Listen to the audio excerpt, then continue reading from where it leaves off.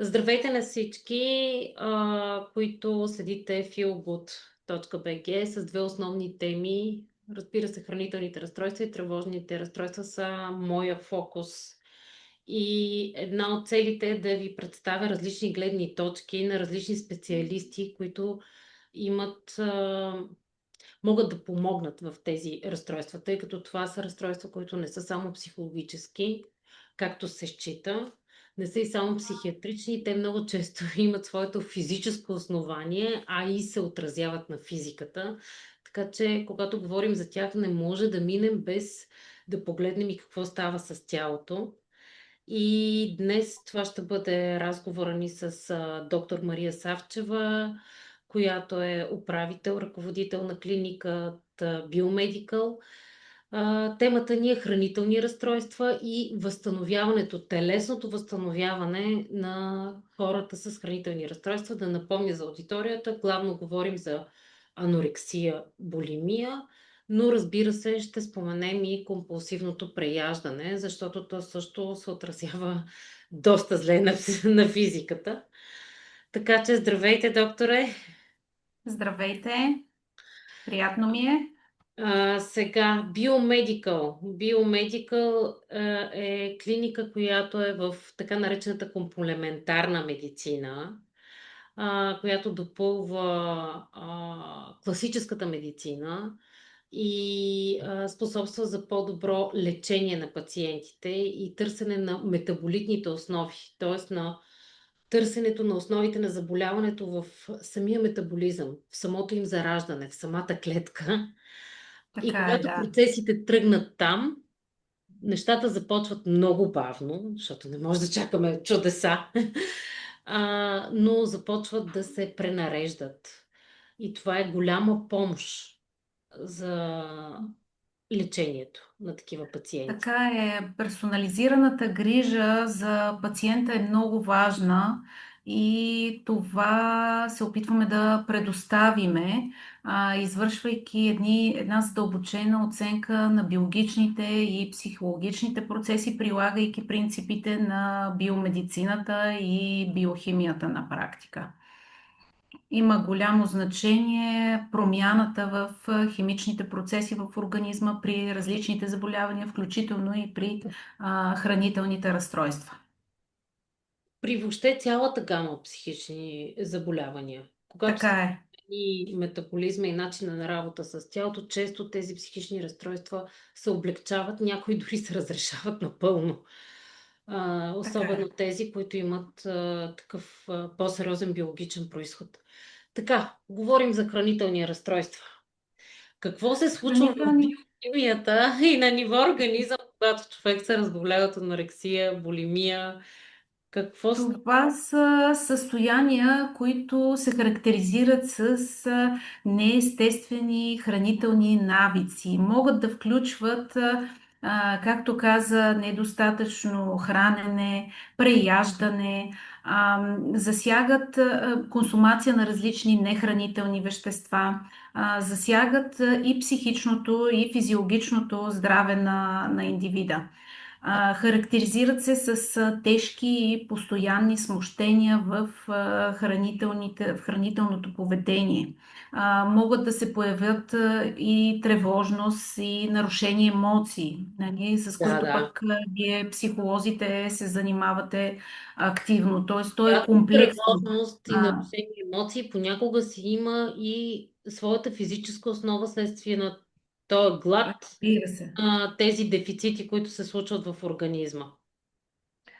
Разбира се, медицинските осложнения могат да засегнат цялото тяло, от главата до петите, неврологични, мускулно-скелетни, стомашно-чревни, сърдечно-съдови, белодробни, чернодробни, ендокринни, дерматологични проблеми също могат да се появят. Да.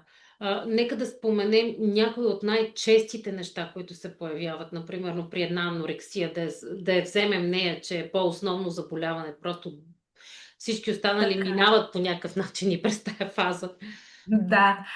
Какво се появява? Може да се появи остеопороз, може да се Да. появи анемия, Нали, дефицитното хранене, това е едно от първите неща, които започват да стават дефицитни. Желязо, B12, B9. Стават чупливи ногти, коса, суха кожа, жълтеникъв цвят на кожата. Започват да растат различни косми по тялото. Стига се до мозъчна атрофия, нарушение в мозъчната функция, мозъчни увреждания, постоянна умора, отпадналост, нарушава се хормоналния баланс, водят и до безплодие при жените. Много по-често се среща състоянието при жени, отколкото при мъже, Да, да. предполагам. Надявам се, че ще потвърдиш това. Ще потвърдя, че е така. Да, Все още е така. да. Все още има Другото, разделение в тези заболявания. Другото състояние е булимия нервоза, което пък е консумацията на прекалено голямо количество храна, последвано от изтощителни, след това провокирани повръщания, да речем прием на лаксативи, за да може да се освободи от храната. Там пък нали, може да се наблюдават по-различни нарушения и по-различни симптоми, като например рефлукс, възпаление на хранопровод заради честите повръщания, натрапчиви мисли за храна, за диети. Тук пациентите могат да бъдат и с по-голямо тегло, докато при анорексията са с пък ниско тегло.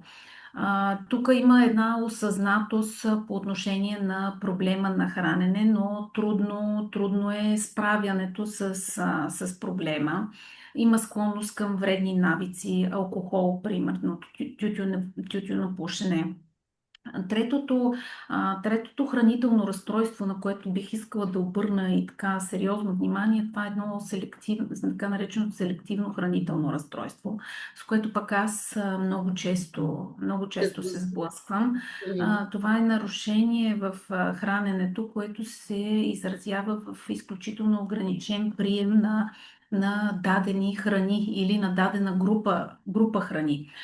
Много често се вижда това нещо при децата и особено при децата с проблеми в развитието и от тези от аутистичния спектър. Т.е. те могат да изключат дадена храна. Например, изключват плодове и зеленчуци от менюто си и не желаят да ги консумират. Могат да изключат месото. Могат дори да консумират една и съща храна сутрин, обед и вечер, да бъдат на едно и също хранене. Това може да доведе до загуба на теглото, непостигане на желания растеж, може да доведе до значителни дефицити на витамини и на минерали. Общото между всичките хранителни разстройства е, че водят именно до това дефицит на основни витамини и минерали, които обаче при подрастващия организъм, когато е дете или тинейджър, нали, се отразява значимо на развитието на децата, на пациентите, след това и нали, на неврологичното състояние и психичното състояние на пациента. И само да вмъкна, тези дефицити не се отразяват само на физическото благополучие, те се отразяват и на психологическото благополучие. Често, ако дете с хранително разстройство стигне до сериозни дефицити, то и самото психологическо възстановяване става много трудно. Да не кажа, че мозъкът Така е, буквално блокира и започва да цикли в да. теми и човека става абсолютно неподатлив.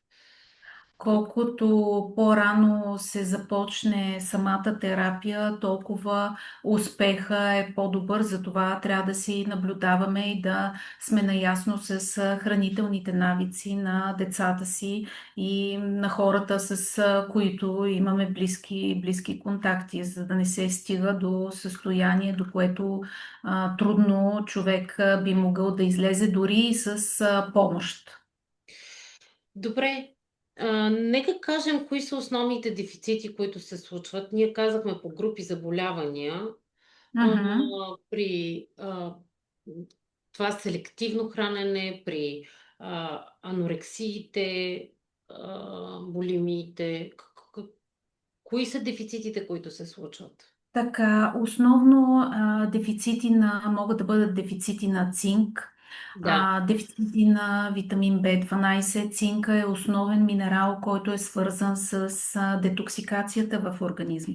Тоест започва да страдат и детоксикационните пътища. О, А, Включването, елиминирането и недостига на B12 пък води до дефицити в процесите по метилация, които са възлови в целия метаболизъм на тялото.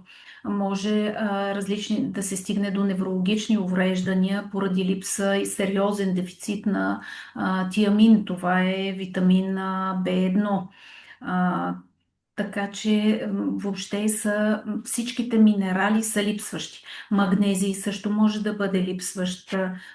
Той е свързан с производството на енергията за клетката на аденозин трифосфата.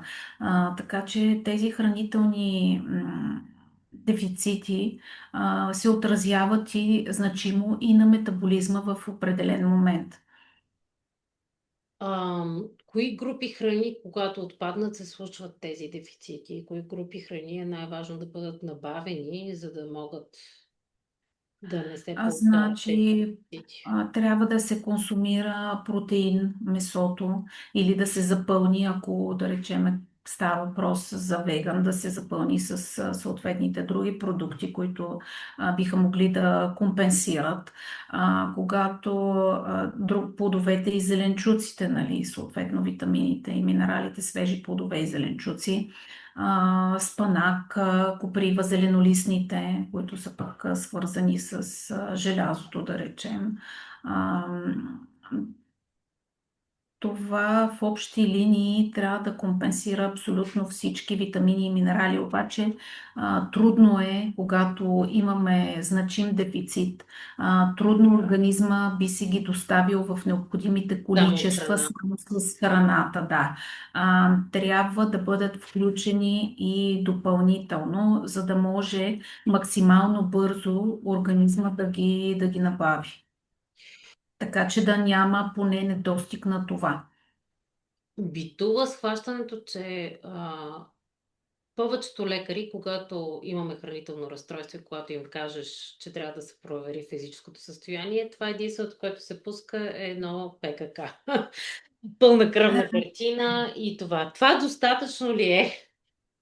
Значи за мен лично не е достатъчно. Още повече, когато имаме някакъв симптом, а в случая имаме.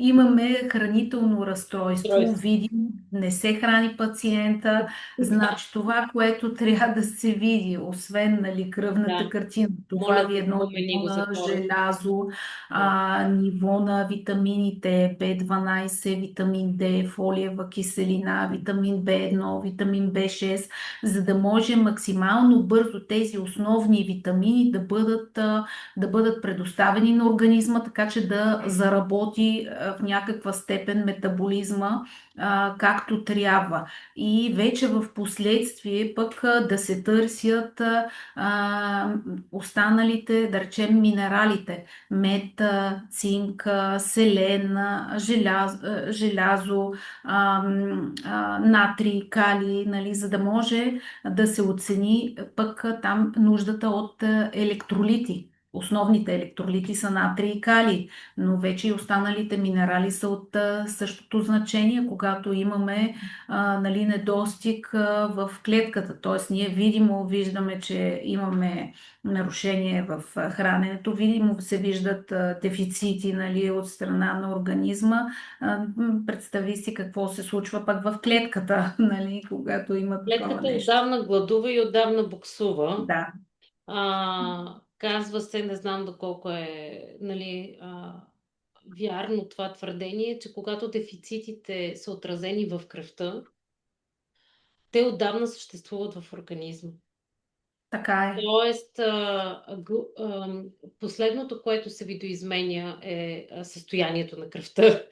Тоест, ние имаме Точно много така. сериозен дефицит, когато вече е отразен и на кръвни изследвания. Дори, моя съвет е дори при гранични стойности да се обръщат сериозно внимание, защото това Абсолютно, абсолютно трябва. Граничните стойности не винаги са оптимални. Тоест, това е една референтна гранична стойност на лабораторията, която трябва да бъде разчетена от специалист, който има познания в съответната област, за да може да се преценят нуждите. Граничните стойности не винаги означават, че нещата са наред. да. А, Главното, което се обръща внимание наистина и в чуждестранните клиники е деминерализацията на тялото. Каква тази деминерализация до какво води? Ами, за да Кажем, се стигне. човека вече се е възстановил, проял е, свърши и работата, съхранили сме го физически, защото с тази помощ на организма ние го съхраняваме физически, аз така им казвам на моите пациенти.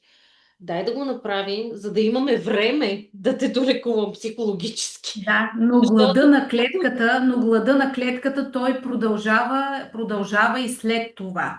А, Затова доста дълго време е хубаво да се приемат съответно необходимите минерали, тези, които са дефицитни. Мед, цинк, селен, нали, да се обърне внимание. Калий, молибден, да се обърне внимание какво липсва.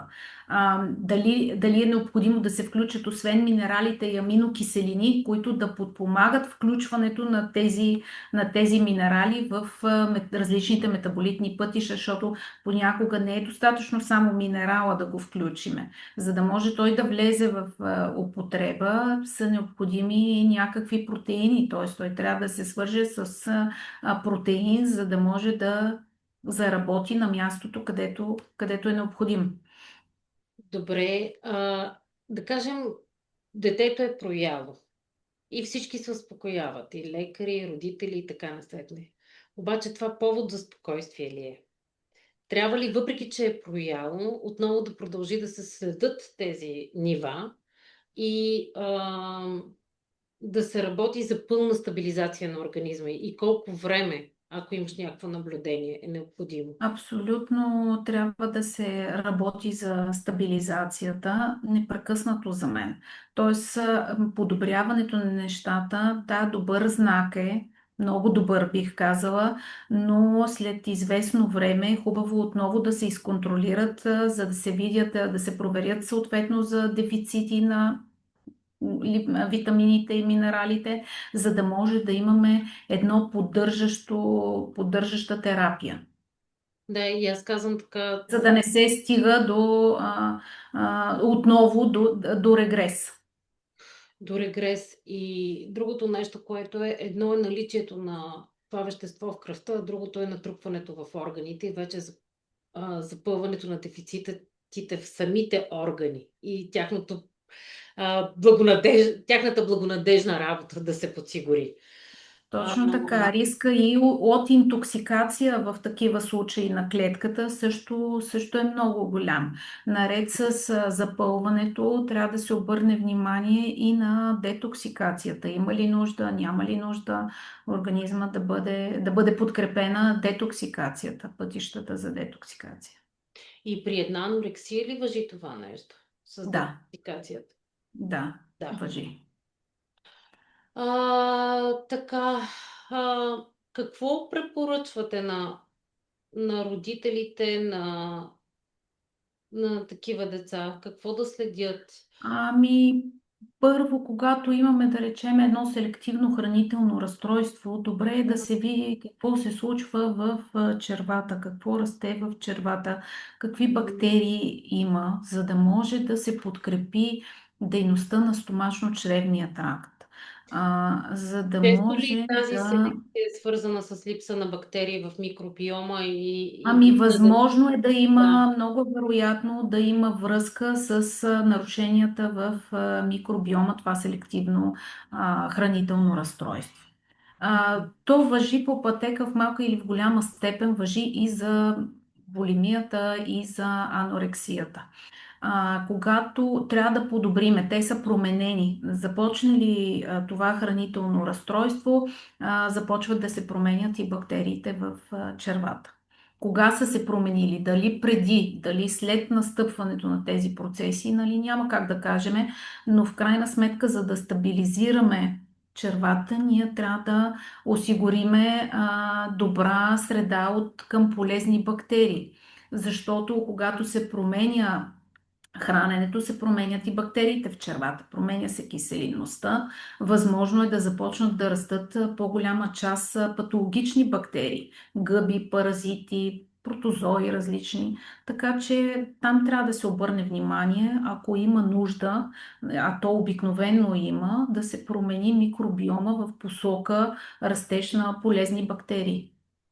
Има ли такива препарати, които целенасочено действат с определени бактерии? Не Да, просто... има много, много производители, имат дори по единични щамове Да. бактерии, които са необходими, нали, за да може да се запълни съответната липсваща група бактерии. Има пребиотици, които се ползват като храна за бактериите, но в зависимост от конкретната ситуация, от какво има нужда. Да, само да споменем, че простия прием на пробиотик не означава заселване на бактерии. Не, така е, да, точно. Защото Точно си така е, добил защото пробиотици да, и просто да, очаква да цъфне. така е. Обаче Нали, така не. е. Те са много лактобацили, много бифидобактерии, акермансия, нали, бутират продуциращи бактерии, които все са важни, нали, и за да може ние да запълним дефицита е важно е какъв бактерии ще избереме, за да успеем да промениме този баланс. Как се отразява Те на се, самото... те се ротират, не се ползва само един, ротират се различни видове пробиотици, за да може да заселиме червата с подходящите бактерии, така че пък и да храносмилането да тръгне по-добре. Тръгвайки, нали, и храносмилането, това се отразява вече и на вкусовите качества, на вкусовите, нали, рецептори и пациента, да речем, може да започне да консумира и по-различна храна, нали, такава, която не е консумирал. Мгм. А как се Склонен отразява да на опитва. психическото здраве цялото това нещо? Моля? Как се отразява на самото психическо състояние на пациент? Ами, специално при децата може да се наблюдава хиперактивност, могат да се наблюдават нарушения в съня, трудно заспиване, будене, да речеме, посред нощ, будуване през нощта. Някои се будят и с плач дори. Възможно е да има болки, подуване, газове. Възможно е да има редуване на запек с кашави изхождания или само едното, или само запек, или само кашави изхождания при пациента. Различни са симптомите, но М. могат да бъдат такива. А когато се урегулира, имаш ли наблюдение какво се случва с психическото състояние? То подобрява ли се? Кои симптоми? Подобрява се значимо, да, специално при децата стават контактни, социални. Когато им се подобри съня по принцип е много важен Много за важно. растежа и за развитието. Когато започнат да спят спокойно, те като цяло стават и доста по-спокойни.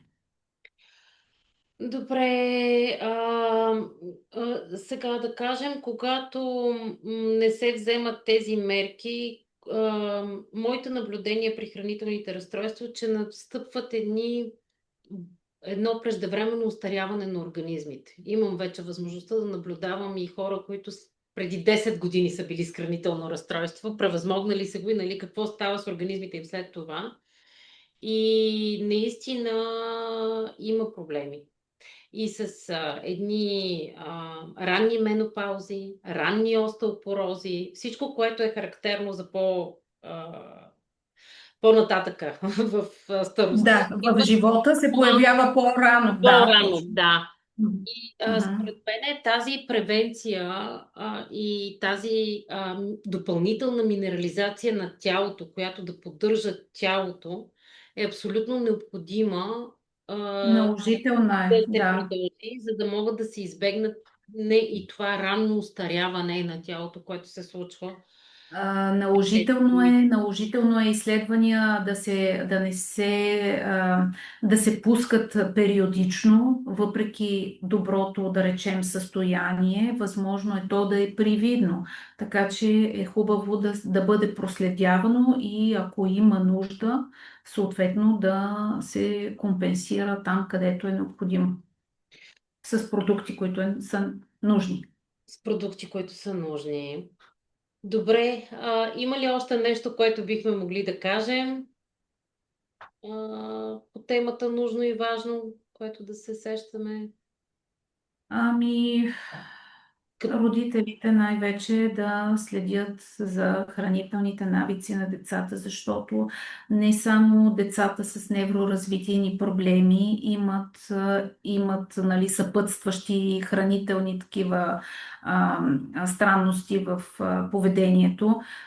Много деца са придирчиви, така наречените злояди, нали, на това нещо трябва да се обръща, според мен, сериозно внимание.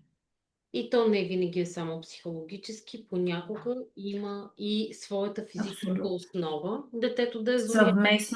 Съвместно трябва да се следи и медицински, и психологически, да. Да. Ами, аз много, много благодаря за това интервю. Считам, че е много полезно и отворихме една друга тема за хранителните разстройства, за физиологическото възстановяване на пациентите. И се надявам на още такива полезни интервюта, които да И имам. аз благодаря за поканата, дано да сме полезни на пациентите. Да. Ами, хубави празници. Пожелавам Светли, весели от мен. за всичко. Най.